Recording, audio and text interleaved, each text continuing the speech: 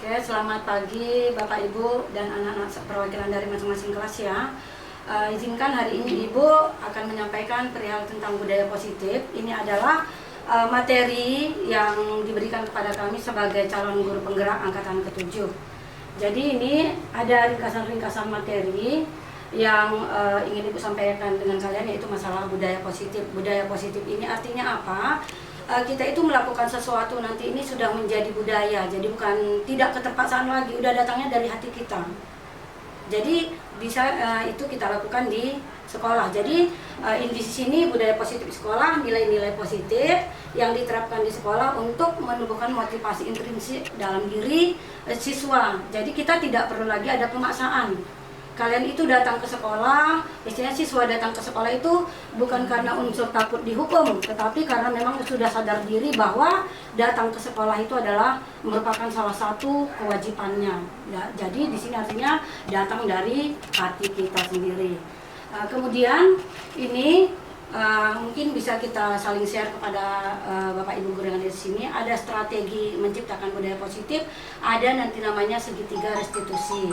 Di sini ada dalam segitiga restitusi ini ada 4 hal yang perlu kita perhatikan, yaitu pertama kebutuhan dasar manusia.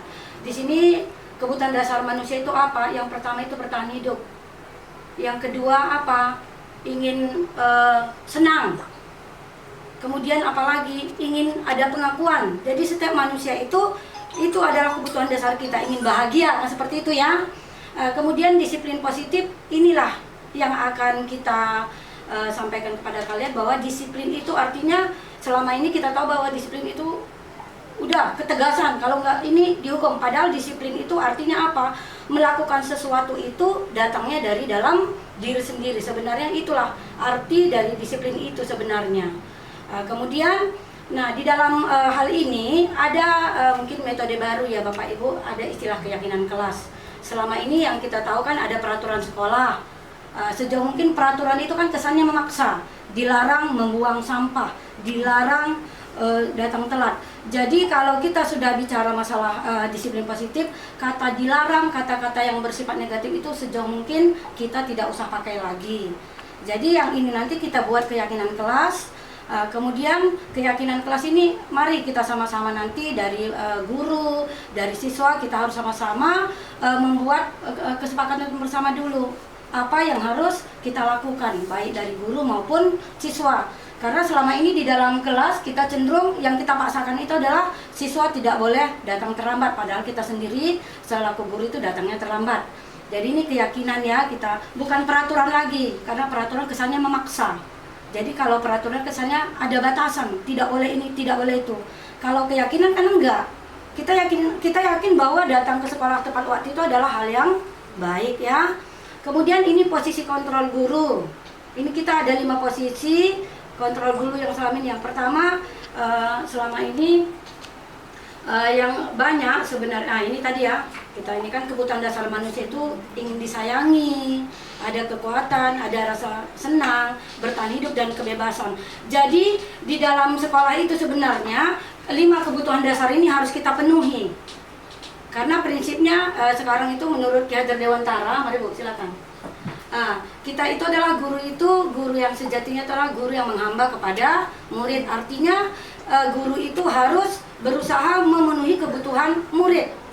Jadi bukan berarti kami harus nunduk pada murid atau gimana, enggak ya. Tetapi guru yang baik itu adalah guru yang berusaha memenuhi kebutuhan muridnya. Nah ini adalah contoh keyakinan kelas yang sudah kita buat. Keyakinan kelas itu nanti kita tanyakan kepada anak, menurut kamu apa sih yang kita yakini dari kelas ini? Oh, kita yakin bahwa kita bisa menjaga kebersihan. Jadi kata-kata dilarang membuang sampah ini sembarangan itu jangan lagi. Tetapi apa yang kita yakini, kita harus menjaga kebersihan kelas seperti itu ya. Jadi nilai-nilai kebijakan universal yang disepakati bersama supaya terciptalah lingkungan positif. Ini Bapak Ibu, mungkin ini sebagai wawasan bagi kita juga. Ada 5 posisi kontrol guru, yaitu penghukum, pemberi rasa bersalah, pemantau, teman, dan manajer. Jadi sekarang boleh kita refleksi posisi kita ini yang mana sekarang. Kalau selama ini saya ini cenderung ke penghukum dan pemberi rasa bersalah. Kamu ini seperti itu ya, padahal itu sebenarnya kan nggak baik. Jadi bagusnya sebenarnya itu apa posisi kita? Kita harus memposisikan diri ini. Sejauh mungkin yang 1, 2 ini jangan lagi lah ada di kita. Kalau pemantau oke-oke aja ya, kita pantau guru anak-anak kita. Kalau teman itu lebih baik juga. Manajer berarti kita membimbing anak-anak kita untuk mencapai sesuatu. Jadi 5 posisi kontrol guru, ada 5 ini, yang 1, 2 sebisa mungkin untuk kita berusaha lah kita dulu, biarpun ini masih ini ya tersendat-sendat nih menghilangkan yang 1, 2 ini. Nah ini tadi mungkin udah disampaikan adalah segitiga restitusi.